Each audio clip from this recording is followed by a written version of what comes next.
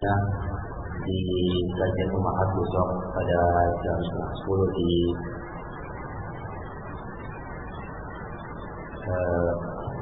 Kebayoran Lama.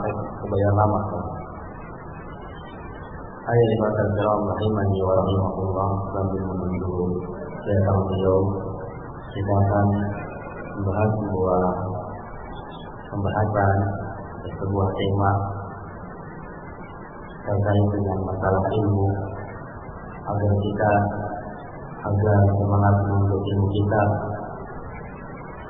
tetap ada pada diri kita, semangat untuk menuntut ilmu syar'i, semangat untuk berusaha memahami agama ini, semangat untuk berusaha memahami perkara-perkara yang Allah wajibkan kepada diri kita. Ayat al-Quran rahimani wa rahimakumullah. Kebutuhan kita terhadap ilmu adalah melebihi kebutuhan kita terhadap hal yang lainnya. Kebutuhan kita terhadap memahami agama ini adalah perkara yang sangat mendesak bagi kita untuk berusaha memahami perkara-perkara yang Allah wajibkan. Apalagi kita hidup di akhir zaman, atau hidup di tengah-tengah banyaknya berbagai macam fitnah kesesatan, fitnah syahwat, dan fitnah yang lainnya. Maka kebutuhan kita terhadap ilmu semakin besar dan semakin mendesak. Kebutuhan kita terhadap ilmu syar'i semakin besar, semakin mendesak, karena jauhnya kita dari ilmu, jauhnya masyarakat kita dari ilmu, jauhnya masyarakat kita dari pemahaman agama yang benar. Di samping itu, banyaknya orang-orang yang menyebarkan kesesatan dan penyimpangan. Di samping itu, banyaknya juga dai-dai yang berbicara tanpa ilmu, yang itu semua menyebabkan atau itu semua menjadi ancaman bagi agama kita. Ancaman bagi agama kita, dan untuk membentengi dari itu semua adalah dengan ilmu syar'i. Ayat 5 Al-Kiram rahimani wa rahimakumullah. Al-Imam Ahmad bin Hanbal rahimahullah ta'ala, beliau pernah berkata, An-nasu muhtajuna ila al-ilmi aktsar min hajatihi ila ta'am. An-nasu muhtajuna ila al-ilmi aktsar min hajatihim ila ta'ami wa syarabi, li'anna at-ta'ama wa syaraba yahtaju ilayhi fil yawmi marratan aw marratayn, wal ilmu yahtaju ilayhi bi adadil anfas. Manusia muhtajuna ilal ilm, sangat butuh kepada ilmu, aktsaru min hajatihim ila ta'am wa syarab, lebih butuh dari kebutuhan mereka terhadap makanan dan minuman. Dikarenakan seseorang membutuhkan makanan dan minuman paling sehari, kata Imam Ahmad, sekali atau 2 kali. Sedangkan manusia membutuhkan ilmu yahtaju ilaihi bi'adadil anfas, sebanyak tarikan nafas. Ini ayat al-Kiram rahimani wa rahmatullah, perkataan Imam Ahmad. Pada masa beliau, Imam Ahmad menjelaskan kepada kita bahwasanya kebutuhan kita terhadap ilmu itu sebanyak tarikan nafas. Lebih butuh dari makan dan minum, lebih butuh dari mengisi perut kita. Itu zaman beliau, zaman tersebarnya ilmu, zaman masih banyak para a'imah, para ulama, zaman yang masih banyak kebaikan, sedikitnya bid'ah.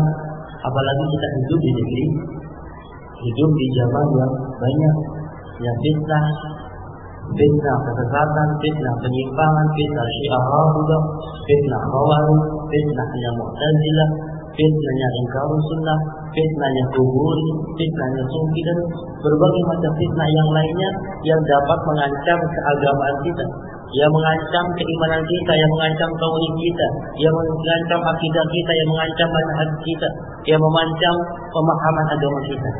Maka kalau kita tidak bersemangat untuk mencari ilmu, bagaimana kita membentengi diri kita? Ini ayat fatal kiram rahimani wa rahimakumullah.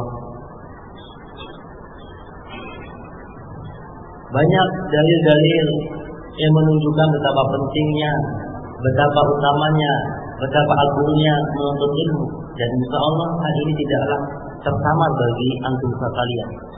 Di antaranya Allah Subhanahu wa taala berfirman, "Yarfa'illahu alladziina aamanu minkum walladziina utul 'ilma darajat." Sesungguhnya Allah mengangkat derajat di antara kalian orang-orang yang berilmu, orang-orang yang beriman, dan orang-orang yang berilmu beberapa derajat. Dalil yang lain yang menunjukkan keutamaan ilmu, sebagaimana Rasulullah SAW bersabda dalam sebuah hadis yang diriwayatkan oleh Abu Dawud, Imam Tirmidzi, begitu juga disahihkan oleh Al-Albani rahimahullah taala, "Innal anbiya'a lam yuridu dinaran wala dirhaman, innama warathul ilma, faman akhadha bihadzal wafir."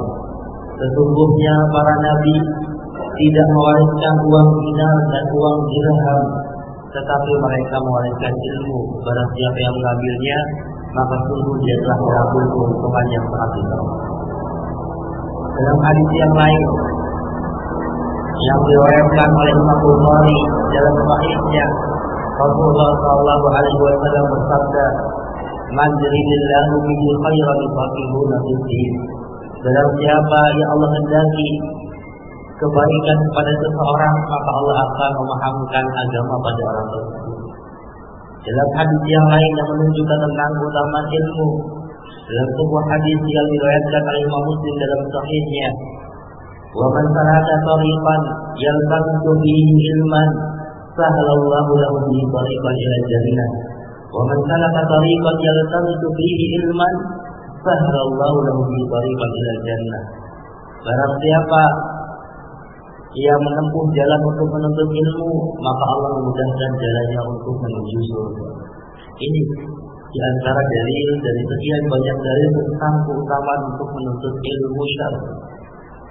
Kita berharap langkah kaki kita berharap kesabaran kita untuk duduk sejenak memahami perkara-perkara agama Allah menjadi sebab kita mendapatkan keutamaan ilmu dan menjadi sebab keselamatan kita di dunia dan kelak di akhirat.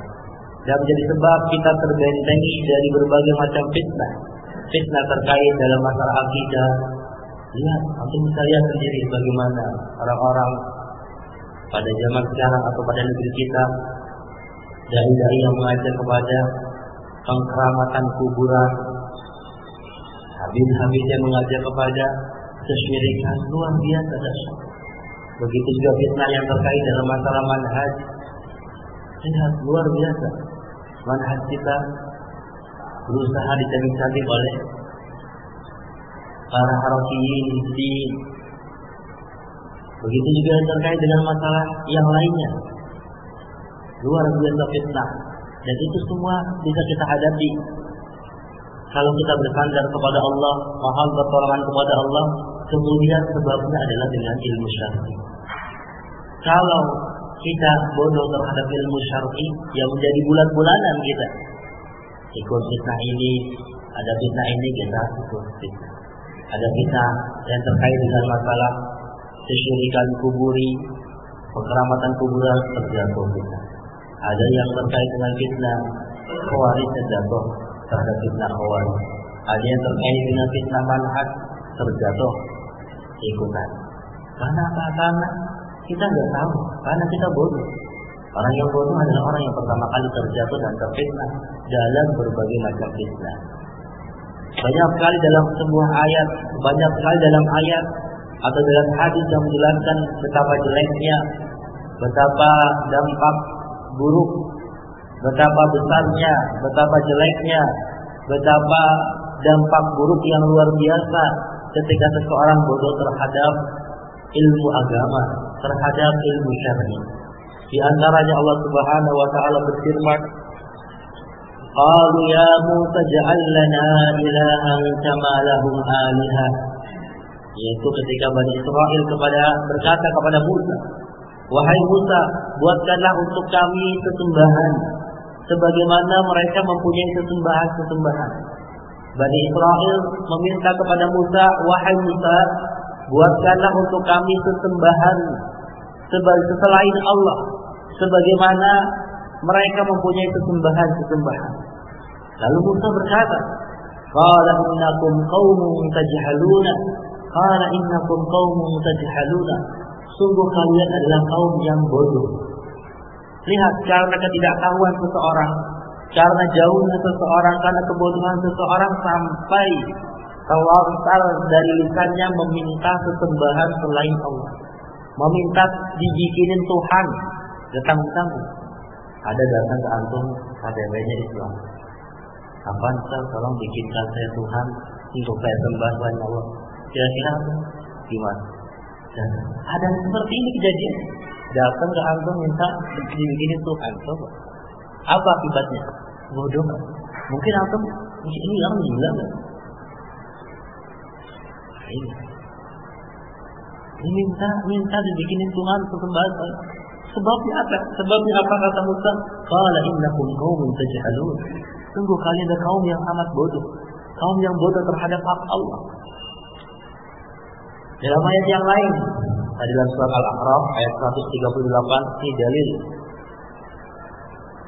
tentang bahaya kebodohan. Dalam ayat yang lain, Allah Subhanahu wa taala berfirman, "Qul afa ghairallahi ta'muruni a'budu ayyuhal jahilun." Katakanlah, apakah kepada selain Allah kalian menyuruhku untuk beribadah kepada selain Allah? Wahai orang-orang yang bodoh. Lagi-lagi orang bodoh yang kita ada orang datang kepada kita, kenapa kamu gak nyembah kuburan?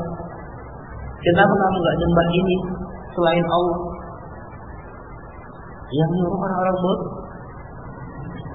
Ini ayat al-kiram rahimani wa rahimakumullah, dampak kebodohan seseorang bisa sampai terlontar dari lisannya untuk meminta Tuhan selain Allah, sesembahan selain Allah. Biasa dampak dari kebodohan seseorang. Dalam sebuah hadis yang menunjukkan betapa besarnya, betapa dampak jeleknya, betapa dampak buruknya kebodohan seseorang menyebabkan kebinasaan dirinya di dunia dan kelak akhirat. Dalam sebuah hadis dalam Sahih Abu Daud, Rasulullah salah seorang sahabat menceritakan sebuah perjalanan, menceritakan sebuah kisah ketika dia lagi dalam perjalanan. Sahabat Jabir radhiyallahu taala anhu berkata, menuturkan kisahnya, kharajna min safarin, kami keluar pada sebuah perjalanan. Fa asaba rajulan minna hajarun fasajjahu bi ra'sihi. Kami keluar pada sebuah perjalanan, pada sebuah safar. Fa asaba rajulan minna hajarun fasajjahu bi ra'sihi. Di antara kami ada seseorang yang tertimpa batu kemudian melukai kepalanya. Dalam perjalanan safar jauh, tiba-tiba ada seseorang dari di antara kami, ada seseorang di antara kami tertimpa batu dan melukai kepalanya dalam perjalanan tersebut. Kemudian seseorang yang terluka kepalanya ini mimpi basah. Mimpi basah, antum tahu semua. Kewajiban seseorang mimpi basah adalah mandi janabah. Fasa'ala, maka orang ini bertanya. Fasa'ala ashabahu, orang ini bertanya kepada teman-temannya. Faqala, dia berkata, hal tajiduna li rukhsatan fi tayammumi. Apakah kalian melihat aku mendapat keringanan untuk bertayamum sebagai ganti mandi janabah? Karena dia khawatir kepalanya luka, kalau dia mandi janabah dengan air, dia mengkhawatirkan keselamatan dirinya, dia mengkhawatirkan akan membawa kemudaratan dirinya kalau dia mandi janabah. Maka dia bertanya, ada nggak keringanan buat aku? Bertanya sama temannya. Lalu temannya menjawab, faqalu, mereka menjawab, ma tajidu laka rukhsatan.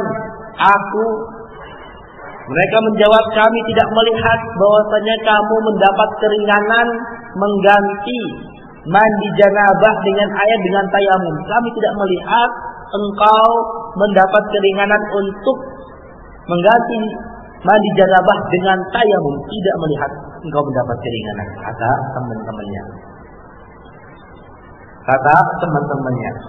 Lalu faqalu ma tajidu laka rukhsatan wa anta taqdiru 'alal ma. Kami menganggap engkau tidak mendapatkan keringanan karena engkau mampu untuk menggunakan air. Kemudian kalau dapat jawaban seperti ini, temannya mandi pakai tas saya. Kemudian orang yang terluka kepalanya ini dan dia mungkin basah mandi, setelah mandi pamata, kemudian mati orang. Nah, dari awal pun dia sudah mengkhawatirkan kalau dia mandi akan binasa dia. Makanya dia bertanya, boleh nggak aku mengganti dengan tayamum? Akhirnya kata teman-temannya nggak boleh. Akhirnya dia mandi, pamat, kemudian mati. Falamma qadimna ala Rasulillah sallallahu alaihi wasallam, setelah sampai di hadapan Rasulullah sallallahu alaihi wasallam, ukhbira bidzalika, kemudian dikabarkan tentang kejadian tersebut. Faqal, dan Rasulullah sallallahu alaihi wasallam bersabda, qatalahumullah, mereka telah membunuhnya, semoga Allah membinasakan mereka. Semoga Allah membunuh mereka. Mereka telah membunuh orang tersebut, semoga Allah membinasakan mereka. Ala sa'alu islam ya'lamu fa inna tifa'al 'ilmi as-su'al. Kenapa mereka tidak bertanya? Kalau mereka tidak tahu, karena obat dari kebodohan adalah bertanya. Innama kana yakfihi ayyatamammuma. Sesungguhnya cukup bagi dirinya untuk bertayamum sebagai mandi ganti janabah.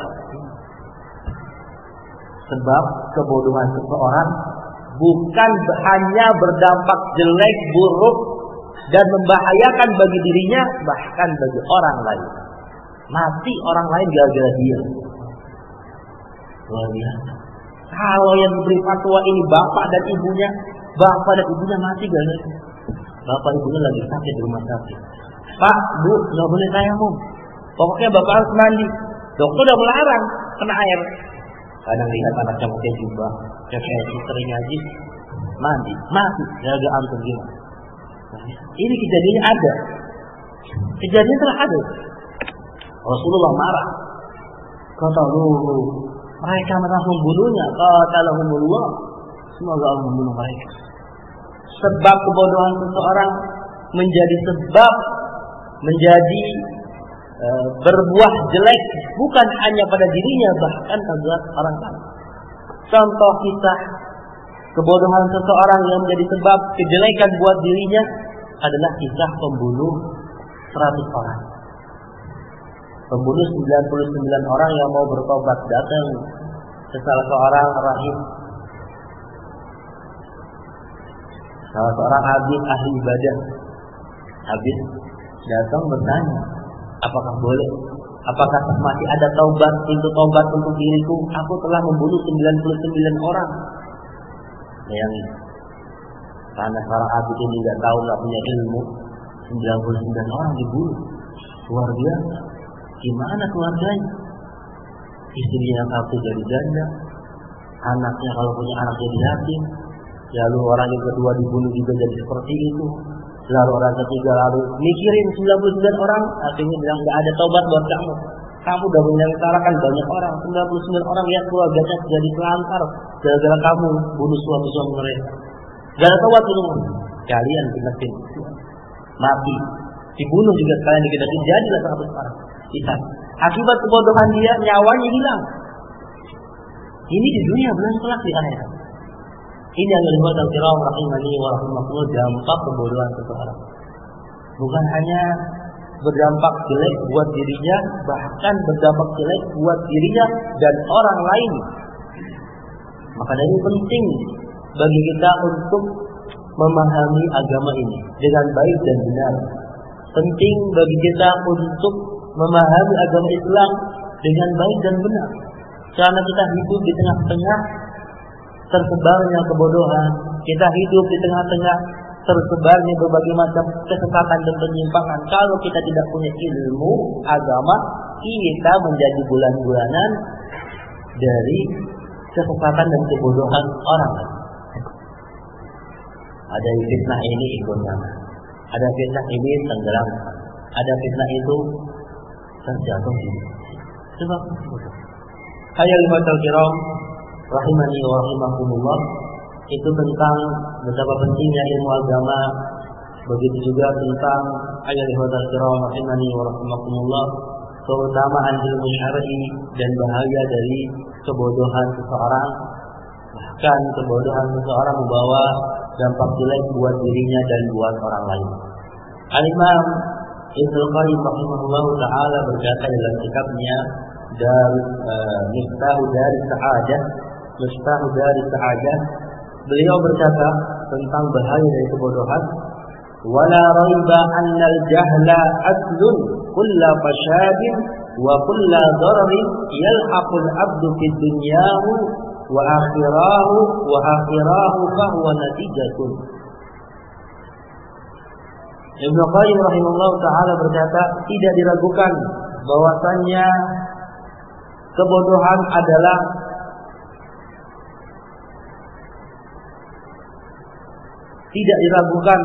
kebodohan adalah pokok dari kerusakan, dan setiap bahaya, setiap kejelekan yang diterima oleh seorang hamba di dunia dan di akhirat adalah sebabnya dari kebodohan dalam masalah agama. Itu pentingnya bagi kita yang al-kiram rahimani wa rahimakumullah untuk bersemangat memahami agama ini. Alhamdulillah, pada kesempatan kali ini kita bisa insyaallah sebentar lagi sama-sama menyimak tentang fikih puasa, agar puasa kita sesuai dengan sunnah, sehingga puasa kita benar diterima. Berharap kita puasa kita diterima di sisi Allah. Alhamdulillah, Pak Pusing sudah berada di tengah kita. Insyaallah akan langsung beliau bahas tentang tema yang kita akan bahas.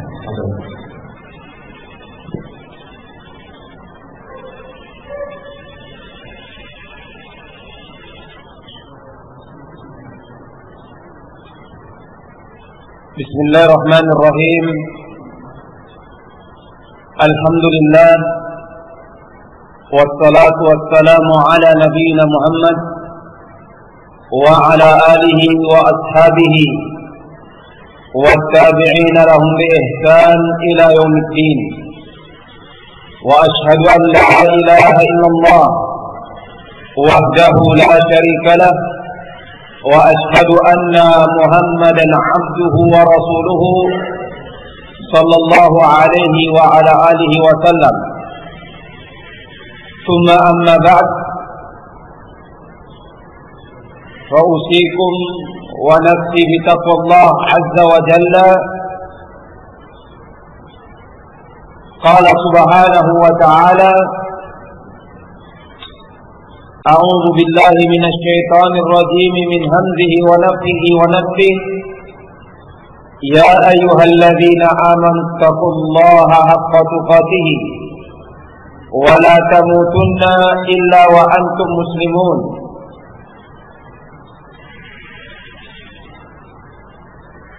Wa usikum wa nafsi bittiba'i sunnati nabiyhi wa tamassuki biha sallallahu alaihi wa ala alihi wa sallam.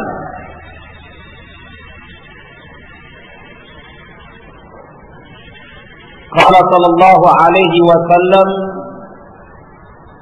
alaikum bi sunnati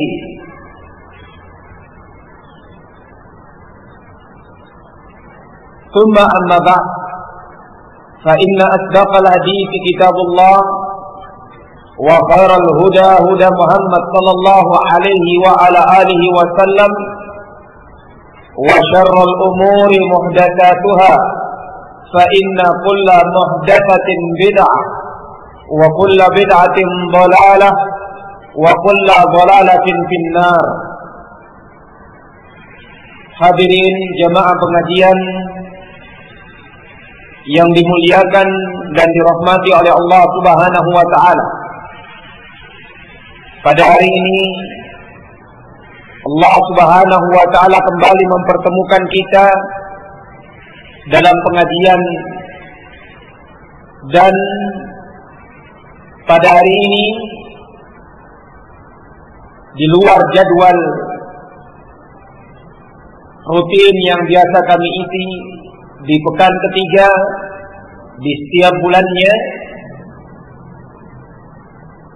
maka pekan kedua ini kami diminta untuk memberikan materi ataupun kajian dan pengajian yang hubungannya dan kaitannya dengan amalan puasa secara khusus Ramadan, berhubungan dekatnya waktu masuknya bulan Ramadan yang kalau tidak salah kurang lebih 12 atau 11 hari lagi.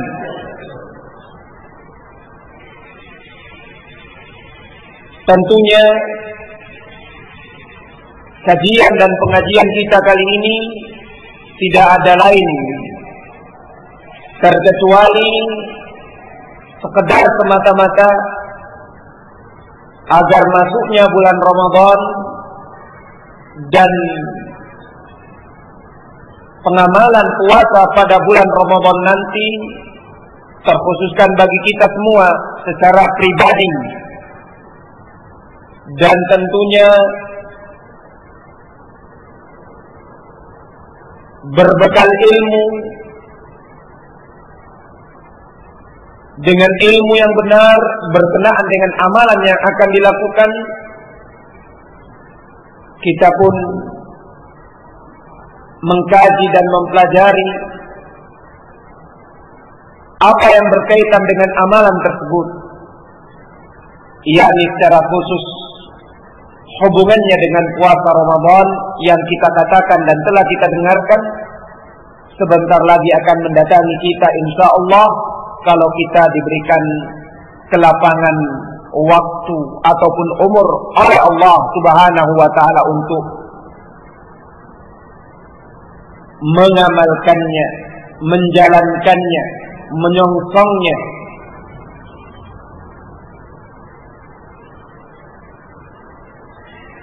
Terlebih lagi amalan ibadah dalam semua ibadah dituntut bagi seorang muslim, bagi seorang mukmin untuk mengetahui dan memahaminya sehingga dia bisa menjalankannya dengan benar. Benar dengan arti kata terpenuhi dari rukun-rukunnya, syarat-syaratnya, atau secara khusus bahwa amalan yang dia lakukan benar dan bisa diterima atau diterima di sisi Allah Subhanahu wa taala dengan memenuhi dua rukunnya, al-ikhlas wal mutaba'ah. Ikhlas memurnikan tujuan dan maksud niatan amalan tersebut hanya kepada Allah dan berupaya meluruskan, membenarkan amalan tersebut sesuai dengan petunjuk ataupun sunnah Nabi-Nya sallallahu alaihi wa ala alihi wasallam.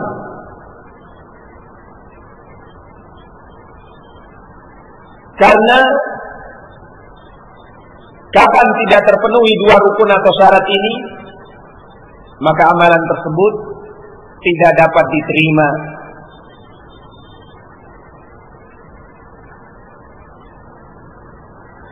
Dengan berbekal ilmu syariat, sehingga kita berupaya untuk mengamalkan amalan ibadah dengan benar,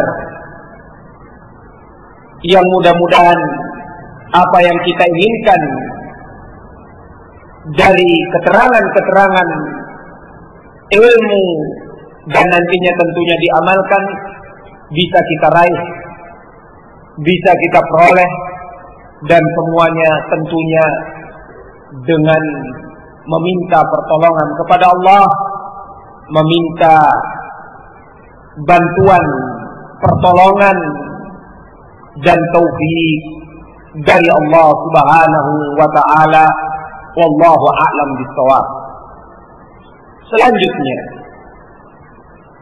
seperti biasanya kita mengkaji kitab dalam pembahasan fikih kitab Al-Fiqhul Muyassar fi Daw'il Kitab was Sunnah, maka pada kesempatan kali ini kita juga tidak akan keluar dari pembahasan kitab tersebut, karena wallahu a'lam bishawab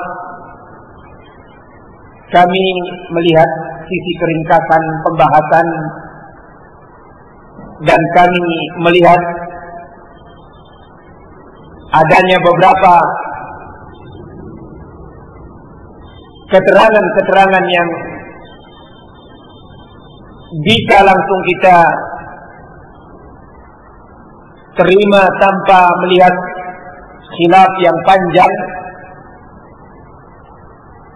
sebagaimana diinginkan dengan penulisan kitab tersebut. Maka kami berupaya mengambil keterangan-keterangan tersebut dari kitab yang baik ini. Kalaupun tidak kita baca lafzan bi lafzin, lafaz dengan lafaz, atau lafzan bi lafzan, lafaz per lafaz, tapi kita tidak akan keluar dari pembahasan kitab. Wallahu a'lam bishawab. Sehingga kalau di sana ada yang memiliki kitab, bisa melihat langsung ke dalam kitab berkaitan dengan pembahasan puasa. Saudara sekalian jamaah pengajian yang dimuliakan dan dirahmati oleh Allah, adapun kaitannya dengan pembahasan puasa yang kita akan bahas, tentunya secara khusus menyinggung masalah puasa Ramadan. Karena itu yang kita inginkan untuk mempraktekkannya dengan keadaan puasa yang demikian atau sudah dekat akan mendatangi kita. Adapun puasa yang lain akan datang keterangannya pada tempat yang lainnya. Sehingga kami mohon maaf kalau di sana nanti ada keterangan berkaitan dengan puasa selain Ramadan tidak kita bahas dan tidak kita sebutkan panjang lebar pembahasannya. Wallahu a'lam bishawab, atau keterangannya. Mudah-mudahan Allah Subhanahu wa taala memberikan kemudahan bagi kita untuk mendapatkan ilmu yang bermanfaat, menerimanya, memahaminya, dan mudah-mudahan Allah memudahkan bagi kita semua dan memberi taufik kepada kita semua untuk mengamalkan ilmu yang telah kita ambil dan telah kita peroleh tersebut.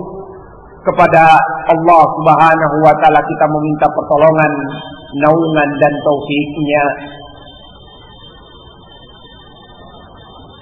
Adapun hukum-hukum yang berkaitan dengan puasa Ramadan atau cabang-cabang pembahasan yang berkaitan dengan masalah puasa Ramadan, yang pertama, puasa dalam pandangan syariat secara umum, baik itu puasa Ramadan ataupun selain daripada puasa Ramadan.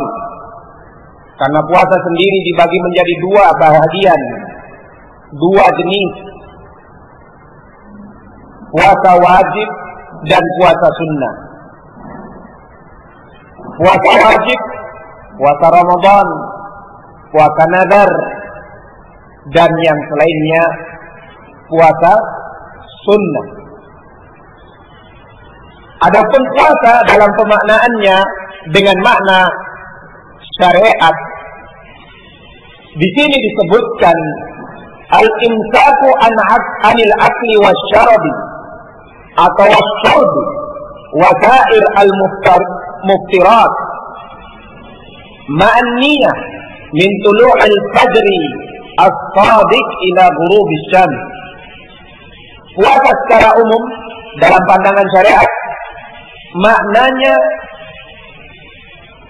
adalah menahan lapar dan minum. Menahan lapar dan minum, demikian pula menahan segala apa-apa yang menyebabkan puasa itu batal. Disertai dengan niat, dibarengi dengan niat, ditunaikan mulai terbitnya dan munculnya fajar shadiq, fajar yang benar-benar fajar, dan berakhir sampai tenggelamnya lingkaran matahari di ufuk barat.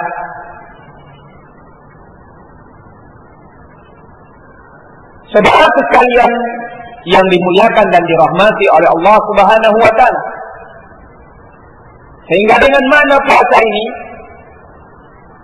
sesuai dengan pandangan syariat, kita dapat memilah-milah, kita dapat memisahkan mana yang bukan puasa dan mana yang dinamakan puasa. Seorang menahan makan dan minum dan juga yang lainnya tapi tidak ada niatan untuk puasa, maka tidak dinilai apa? Berpuasa. Seorang menahan makan dan minum tapi yang lainnya tidak ditahan dari pembatal-pembatal puasa, juga tidak dikatakan berpuasa. Seorang berpuasa menahan makan, lapar, minum, atau menahan lapar dan minum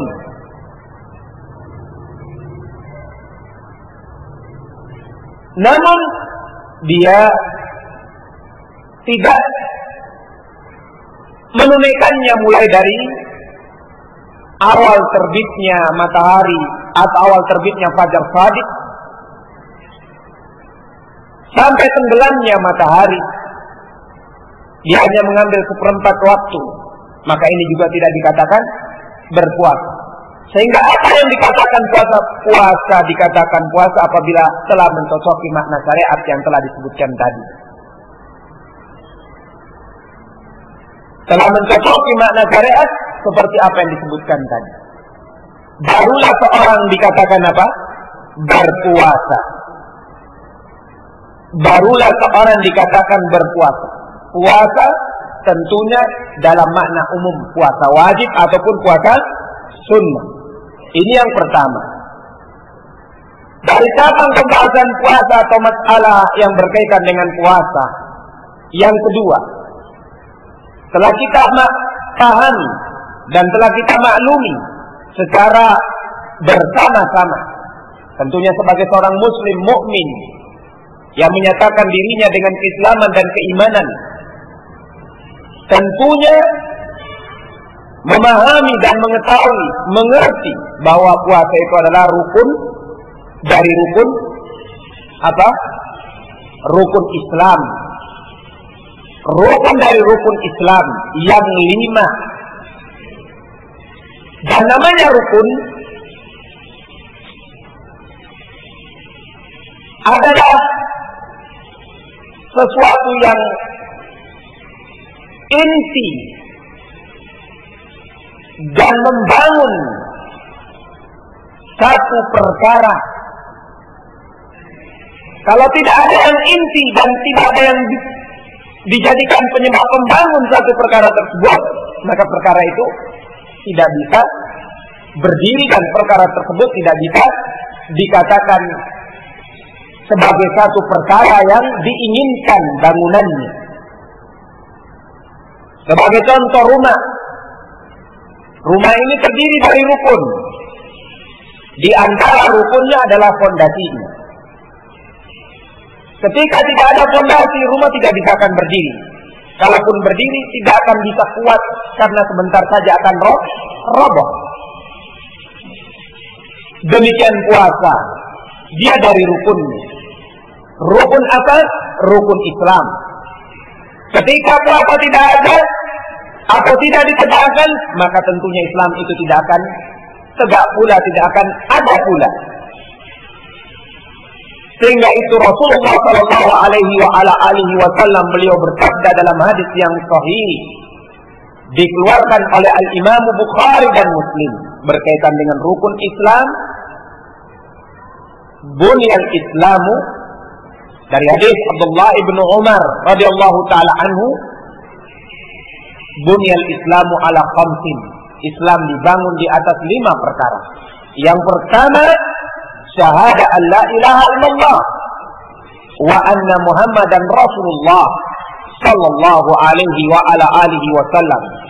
Yang pertama, bersyahadat, mempersaksikan bahwasanya tidak ada ilah yang berhak disembah kecuali Allah, dan bahwasanya Rasulullah sallallahu alaihi wasallam adalah nabi dan rasul. Yang kedua, wa iqamis shalah. Yang kedua, rukun Islam yang kedua adalah penegakan salat. Yang ketiga, wa ita'iz zakat, mengeluarkan zakat. Yang keempat, wa shaumi Ramadan, puasa Ramadan. Yang kelima, wa hajjil baiti, atau dalam riwayat wa hajji baitillahi man istata'a ilaihi sabila, berhaji di jalan Allah atau di rumah Allah, berhaji menuju rumah Allah, di rumah Allah, berhaji di rumah Allah, di Baitullah, bagi siapa yang dimudahkan, dilapangkan jalannya. 5 rukun tersebut adalah yang membuat Islam itu sempurna, Islam itu tegas. Termasuk salah satunya adalah apa? Puasa. Sehingga kita katakan, telah kita pahami bersama, kita maklumi bersama bahwa puasa itu adalah rukun Islam. Terlebih lagi dalam perintah khusus Allah Subhanahu wa taala berfirman berkaitan dengan puasa, ayat yang tentunya tidak asing di telinga kita, ayat yang tentunya tidak akan dilupakan oleh anak-anak kecil di negeri-negeri kaum muslimin sekalipun. Ketika ayat ini sering dibaca, mereka pun akhirnya menghafalkannya.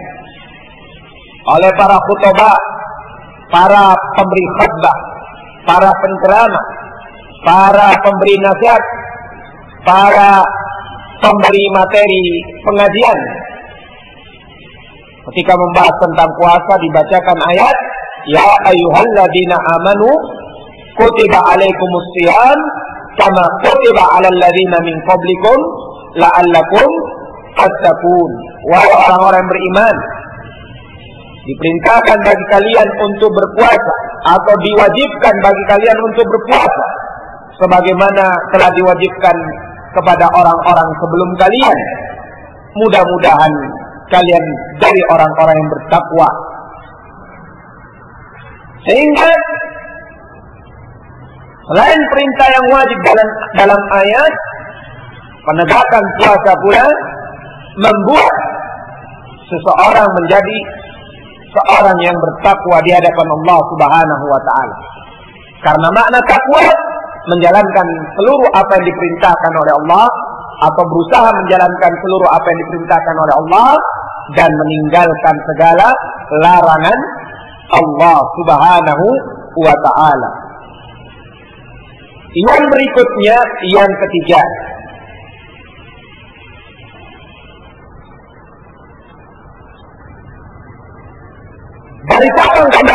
puasa bahwa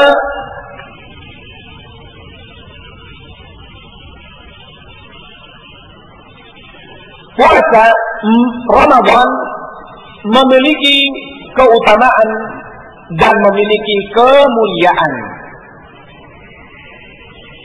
secara khusus dengan puasa-puasa yang lain. Di mana telah kita dengarkan pada majelis kita sebelumnya menyinggung amalan-amalan utama dan amalan-amalan yang mulia, bahwa sesungguhnya setiap amalan itu ada pengutamaannya dari Allah Subhanahu wa ta'ala. Sehingga setiap orang beramal ketika betul-betul dia niatkan amalan itu ikhlas, betul-betul dia sesuaikan amalan tersebut tepat dengan apa yang dibimbing oleh Rasulullah, dia pasti akan mendapatkan keutamaan tersebut. Cuma ada keutamaan yang disebutkan oleh Allah ataupun lewat lisan Rasulnya secara langsung, dan tentunya di sana ada yang kita sudah mendapatkan keutamaannya walaupun tidak disebutkan oleh Allah dan Rasulnya, karena yang namanya amalan sudah diutamakan oleh Allah Subhanahu wa ta'ala. Kita diperintahkan beramal dengan amalan tersebut karena amalan itu adalah amalan yang utama. Kita dibimbing melakukan amalan tersebut karena amalan itu utama. Kalau bukan amalan utama, tentunya kita tidak akan dibimbing dan diperintahkan untuk mengamalkannya. Namun ada yang disebutkan secara khusus sebagaimana puasa Ramadan di sini. Disebutkan dengan khusus keutamaannya, tentunya agar menyemangatkan bagi pengamalnya atau orang yang akan mengamalkannya dengan berharap semata-mata dia mendapatkan keutamaan di antara mendapatkan pahala-pahala yang didapatkan, dia juga mendapatkan keutamaan yang ada pada amalan tersebut. Adapun berkaitan dengan keutamaan puasa Ramadan disebutkan oleh Rasulullah sallallahu alaihi wasallam dalam hadis yang dikeluarkan oleh Al-Imam Bukhari dan Muslim dalam sahih keduanya dari hadis sahabat yang mulia Abu Hurairah radhiyallahu taala anhu. Beliau sallallahu alaihi wasallam bersabda, "Wa man shama Ramadhana imanan wa ihtisaban, ghufira lahu ma taqaddama min dhanbihi." Siapa yang menegakkan puasa Ramadan dengan penuh keimanan dan dengan penuh pengharapan kepada Allah, maka akan diampunkan baginya dosa-dosanya yang telah terdahulu.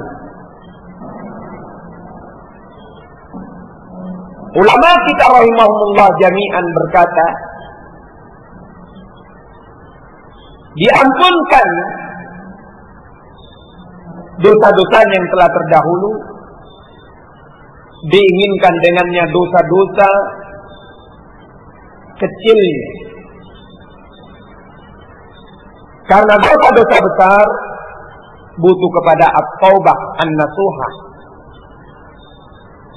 Karenanya Rasulullah sallallahu alaihi wasallam beliau pula bersabda dalam sabda yang lain,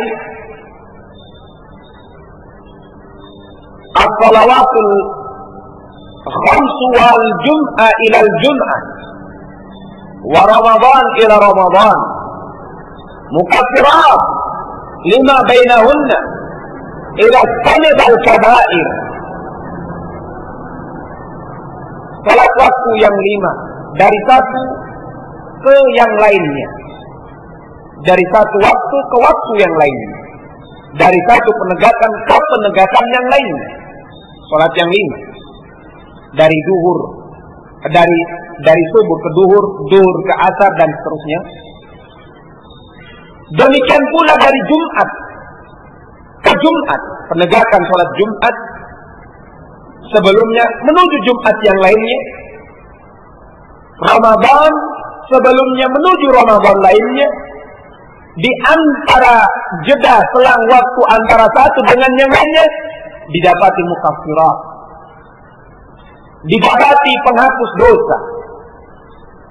Hal ini selama ditinggalkan dosa-dosa besar. Selama ditinggalkan dosa-dosa besar. Karena yang namanya dosa-dosa besar perlu kepada apa? At-taubah. Perlu kepada at-taubah. Wallahu a'lam bishawab. Sehingga itu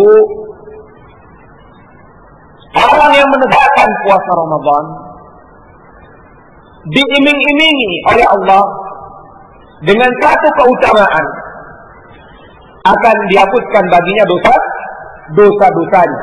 Dan kalau hanya satu keutamaan ini yang disebutkan tanpa menyebutkan yang lain, karena di sana banyak keutamaan-keutamaan yang disebutkan oleh Rasulullah Sallallahu Alaihi Wasallam berkenaan dengan keutamaan apa? Puasa Ramadan. Kalau hanya satu ini saja yang disebutkan, maka itu sudah cukup. Terlebih lagi banyak. Dan kalau hanya satu saja penyebutannya berkaitan dengan penghapusan dosa, maka tentunya itu terlalu cukup. Karena siapakah dari anak Adam atau anak cucu Adam, siapakah dari hamba-hamba Allah ini yang merasa puas dengan dosa-dosanya? Tidak ada yang merasa puas. Tidak ada yang merasa bangga dengan dosa-dosanya. Semuanya berharap dosa-dosanya dihapuskan, dimaafkan, digugurkan oleh Allah Subhanahu wa ta'ala. Dan salah satu penyebab penghapusan dosa adalah dengan berpuasanya seseorang dengan puasa Ramadan. Wallahu a'lam bishawab.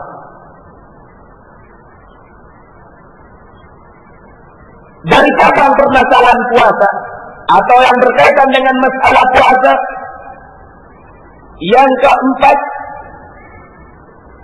ya, atau yang kelima? Yang keempat, bahwasanya Allah Subhanahu wa ta'ala ketika mewajibkan, ketika memerintahkan kepada satu perkara amalan, tentunya Allah tidak memerintahkan perkara tersebut, amalan tersebut, tanpa maslahat yang pasti, tanpa hikmah. Kenapa demikian? Karena dia zat yang maha hikmah, memiliki hikmah. Semua apa yang dia tetapkan di atas hikmahnya, termasuk Ramadan. Sehingga itu para ulama kita mengatakan banyak hikmah Ramadan. Namun di antaranya hikmah Ramadan tersebut, pertama, tazkiyatun an-nafs wa tatheeruha wa tanqiyatuha min al-akhlaq ar-radi'a wal akhlaq ar-radilah. Yang pertama, mensucikan jiwa. Mensucikan jiwa. Qad aflaha man zakkaha. Sungguh beruntung orang yang selalu mensucikan jiwanya. Demikian Allah Subhanahu wa ta'ala menyebutkan. Wa qad khaba man dassaha. Dan sungguh kecewa dan celaka orang yang mengotorinya. Mensucikan jiwa dari perkara yang dihasung, disemangatkan kita untuk mengamalkannya, melakukannya. Termasuk dari yang mensucikan jiwa adalah puasa. Kenapa demikian? Karena ketika seorang berpuasa, syaitan yang tadinya mendapatkan kelapangan dalam tubuh manusia, dalam aliran darah anak manusia, dengan asupan makanan dan minuman, dengan pemenuhan syahwat anak manusia tersebut, ketika berpuasa maka diperkecil, dipersempit jalannya oleh puasa. Sehingga namanya ketika dipersempit, diperkecil jalannya dengan puasa, seorang yang ingin membersihkan jiwanya dengan puasa sangat mendapatkan jalan. Oleh karena itu orang yang berpuasa didapatkan luar biasa dalam melakukan apa? Amalan. Hampir dikata dia terbimbing dengan amalan. Tapi coba melihat orang yang tidak berpuasa seperti kita hari-hari ini atau sebelumnya, kita bisa merasakan kita dalam keadaan berpuasa dan kita dalam keadaan tidak berpuasa. Demikian pula dengan puasa membersihkan jiwa. Karena orang yang berpuasa selalu meminta ampun, selalu beristighfar, mengingat Allah Subhanahu wa taala, yang jiwa ini selalu terpapari dengan asupan-asupan atau makanan-makanan yang merugikan jiwa tersebut, yang kita berikan kepada jiwa kita. Tapi ketika berpuasa, kita selalu dengan puasa kita mengingat Allah, sehingga kita selalu mudah bertobat, mudah kembali ke hadapan Allah Subhanahu wa taala.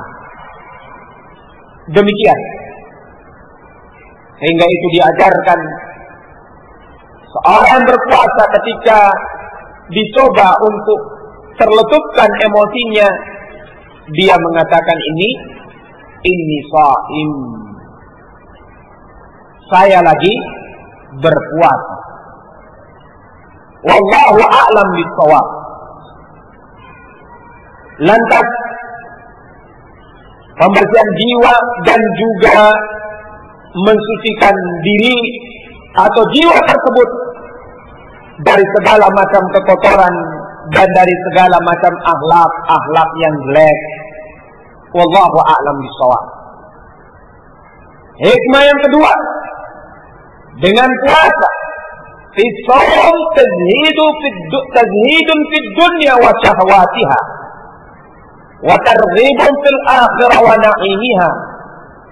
Dengan puasa, bahwasanya puasa bisa menyebabkan seorang zuhud terhadap dunia dan syahwat yang menyerunya, atau syahwat yang memanggil seorang untuk mendatanginya.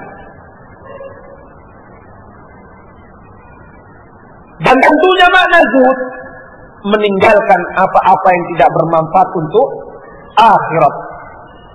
Tarku ma la yanfa'u,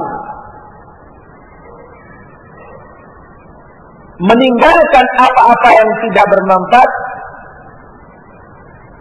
yang berkaitan dengan akhiratnya. Sehingga bukan makna zuhud seorang meninggalkan apa yang bermanfaat untuk akhiratnya, sebagaimana disalahpahami oleh sebagian orang. Tapi zuhud meninggalkan apa yang tidak bermanfaat daripada perkara dunianya ketika berhadapan dengan akhiratnya. Meninggalkan apa-apa yang tidak bermanfaat dari perkara dunia yang berhadapan dengan perkara akhiratnya. Wallahu a'lam bishawab. Puasa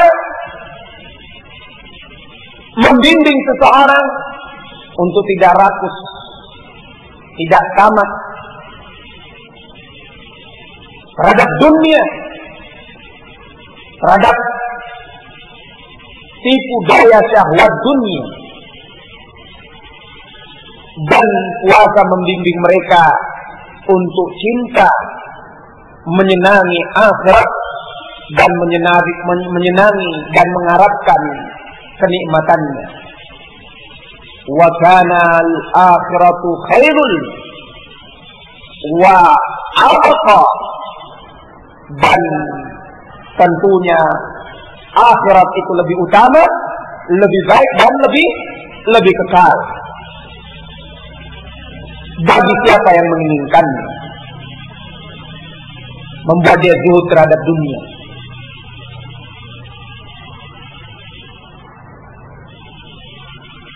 Ketika kita di luar Ramadan atau di saat tidak berpuasa, kita tertarik dengan perhiasan dunia dengan tarikan yang demikian kuat. Namun dengan puasa kita tertahan. Demikianlah hikmah dari puasa, atau 2 poin daripada hikmah puasa. Dan yang di antara hikmah tersebut yang terakhir, di antara hikmah, di sana masih banyak hikmah yang lain, namun kita cukupkan dengan apa yang disebutkan oleh kitab di sini. As-sawmu yab'atsu 'ala al-'atafi 'ala al-masakin wa syu'ur bi 'alamihim. Puasa menyebabkan, membawa seseorang, membangkitkan seseorang kepada sifat prihatin, sifat mau merasa, sifat yang dipopulerkan dengan bahasa lebih mau mengerti sisi sosial, punya jiwa sosial kepada mereka orang-orang miskin, dan ingin merasakan kesusahan mereka. Kenapa demikian? Karena tentunya walhamdulillah kita dengan nikmat yang Allah berikan dari kelapangan rezeki, makanan, minuman, pakaian, juga dari kelapangan yang Allah berikan kepada kita, kita bisa menempatkan syahwat kita pada tempatnya, di tempat yang halal. Tidak demikian dengan saudara-saudara kita, masakin, fuqara, yang di antara mereka belum tentu, walaupun tidak berpuasa, walaupun bukan zamannya puasa, bukan Ramadan, mereka tetap aja dikatakan sebagai orang yang berpuasa dengan makna bahasa, bukan makna syariat. Karena mereka menahan lapar dan minum, rasa lapar, haus, dahaga, mereka tahan. Demikian pula ada di antara mereka yang sudah memiliki umur yang di usia senja karena tidak mampu untuk menikah, memberikan biaya pernikahan, menyiapkan biaya pernikahan, menyiapkan biaya untuk tanggung jawab terhadap anak istrinya nanti, sehingga dia menangguhkan nikahnya. Dia tidak bisa menikah. Dengan keadaan demikian, dia tidak bisa menempatkan posisi syahwatnya. Ketika kita berpuasa, kita merasakan semua ini, sehingga muncul jiwa sosial, muncul jiwa keprihatinan yang akan membawa kita untuk saling berkasih sayang dengan saudara kita sesama muslim dari kalangan fakir fuqara. Wallahu a'lam bishawab. Demikian di antara hikmah puasa yang sudah kita katakan banyak. Di antaranya hikmah-hikmah tersebut disebutkan oleh para ulama, tapi di sini dicukupkan dengan 3. Mudah-mudahan kita bisa mendapatkan keterangan yang lainnya di waktu dan di tempat yang lainnya oleh para ustaz, para duat, para pembimbing, para pengajar ilmu yang hak. Wallahu a'lam bishawab. Dari cabang puasa dalam masalah yang kelima, bahwa puasa memiliki syurut, puasa memiliki syarat-syarat, yang mana syarat ini mesti terpenuhi. Karena kapan tidak terpenuhi, puasanya tidak dianggap benar. Yang pertama, syarat pertama adalah seorang menunaikan puasa mesti berislam. Atau syarat yang pertama Islam. Syarat yang pertama adalah Islam. Kenapa demikian? Karena puasa dengan makna bahasa juga dipaham, juga dijalankan oleh yang lainnya. Juga dijalankan dengan yang lainnya. Atau puasa dengan menahan lapar, makan, minum, syahwat, bahkan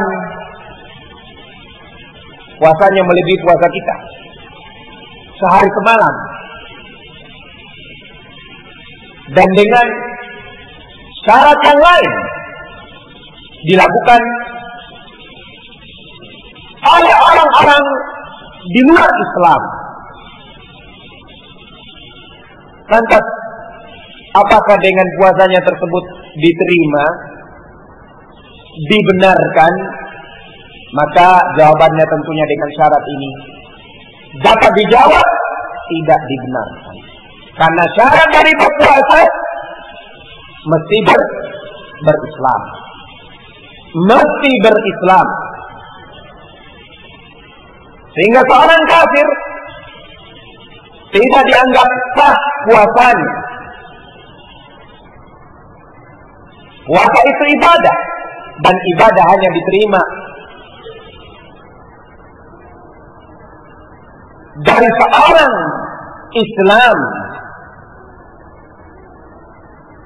Namun kalau seandainya orang kafir tadi berislam,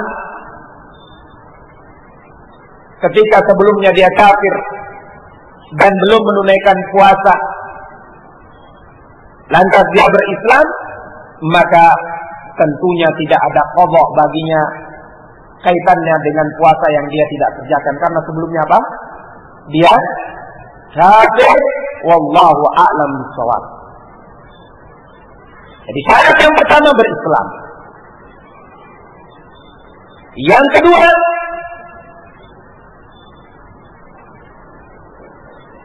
dari syarat puasa balik. Orang yang melakukannya mesti balik atau balik. Yani orang yang dikatakan dengan bahasa kita juga usianya balik.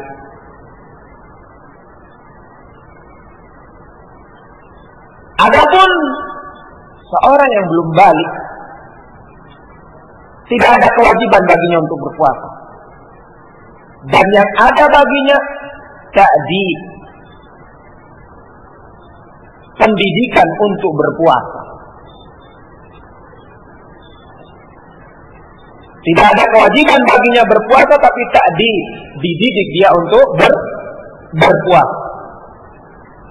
Pada usia, pada waktu di mana dia bisa menunaikan, sudah bisa menahan rasa lapar dan rasa haus. Dari kalangan anak-anak kita, anak-anak kaum muslimin. Yang mana kita dapatkan perbuatan ini, pendidikan seperti itu diajarkan dulunya di zaman para sahabat. Di antara mereka para sahabat untuk mendidik anak-anak mereka dari kalangan wanita-wanita atau dari kalangan anak-anak perempuan mereka, ketika mereka sudah mulai menangis karena lapar, mereka mulai dihibur dengan boneka-bonekaan. Ya, supaya melupakan rasa lapar. Atau permainan, supaya melupakan rasa lapar. Ini namanya bentuk ta'dib, pendidikan. Namun kewajiban tidak. Karena Islam mewajibkan puasa hanyalah bagi orang yang sudah balik. Dan balik bagi anak laki-laki atau laki-laki dengan keluarnya air mani, baik itu dengan bermimpi tentunya ataupun tidak, baik itu dengan bermimpi ataupun tidak. Dan bagi anak perempuan dengan keluarnya haidnya, dengan keluarnya haidnya. Demikian disebutkan oleh para ulama. Ketika itu wajib baginya untuk menunaikan apa? Puasa, karena itu adalah syarat dari penunaian puasa. Wallahu a'lam bishawab. Yang ketiga, mesti berakal. Atau yang ketiga, berakal. Sehingga dengan syarat ini,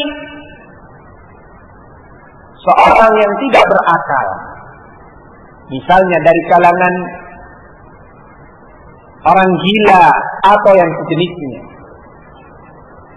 tidak diwajibkan untuk berpuasa.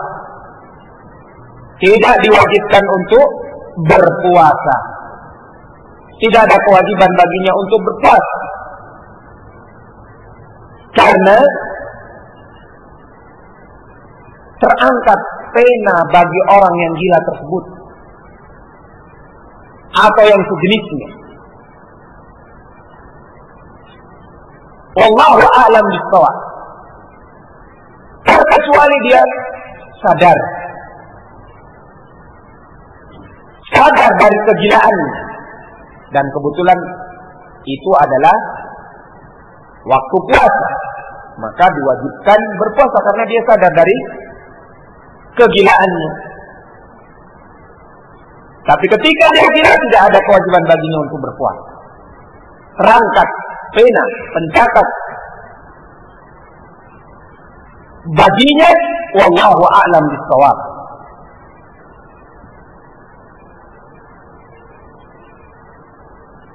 Syarat yang keempat adalah sehat. Sehingga orang yang sakit tidak ada kewajiban baginya berpuasa. Dengan catatan sakit yang menyebabkan dia tidak dapat menanggung beban puasa. Sakit yang dengan sakit ini dia tidak dapat menanggung beban puasa.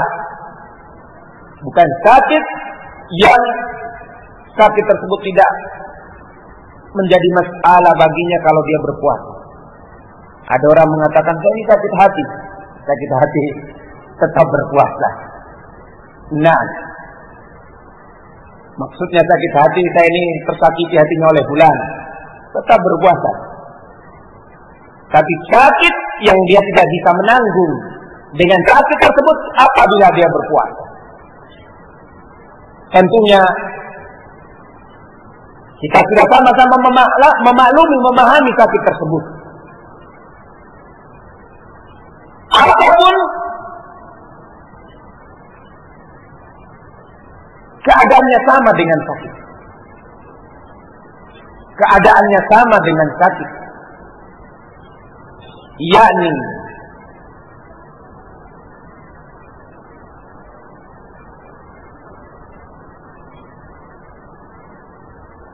dia kalau berpuasa maka akan terjadi kemudaratan padanya, pingsan atau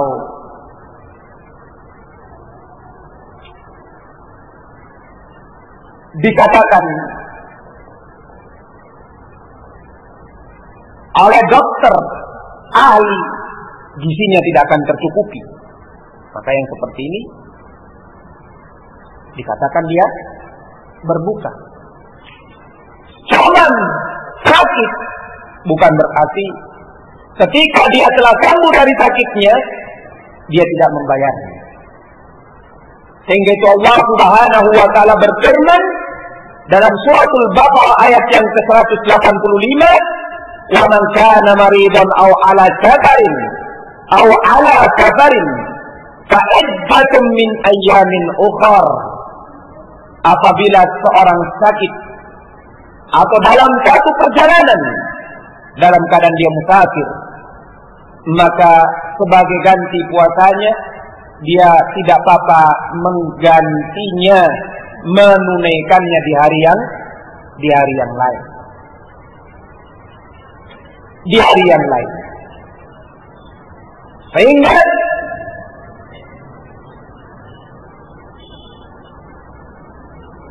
tidak bebas begitu saja baginya dengan sakit tersebut, tapi mesti baginya untuk mengganti di hari yang lain ketika dia telah sembuh dari penyakitnya tersebut. Syarat yang berikutnya seperti apa yang disebutkan oleh ayat musafir. Apa? Seperti apa yang disebutkan oleh ayat, yakni musafir. Syarat yang kelima adalah mukim. Syarat yang kelima mukim. Dan tadi kita telah dengarkan dari penyebutan ayat, wa man kana maridan aw ala safarin. Orang yang musafir tentunya tidak mukim. Sehingga ketika dia mukim, barulah dia terkena kewajiban apa? Berpuasa. Namun bukan bermakna seorang yang musafir ketika dia mampu untuk berpuasa dan dia lapang untuk berpuasa, tidak memudaratkan untuk berpuasa, bahkan tidak mengurangi keadaannya dengan puasa ketika dia sabar, lantas dia berpuasa, dia kuat, bukan berarti dia mesti berbuka. Bahkan kalau dia ingin berpuasa dengan keadaan tersebut, boleh baginya berpuasa. Hanyalah dibolehkan berbuka puasa bagi musafir yang memang dia tidak mampu, dan dengan safar ini dia terpayahkan dengannya kalau dia berpuasa. Apapun ketika dia sabar, dia sudah memperhitungkan bahwa ini akan berat, sehingga dia mesti berbuka puasa, tidak ada celaan dan tidak ada aib baginya.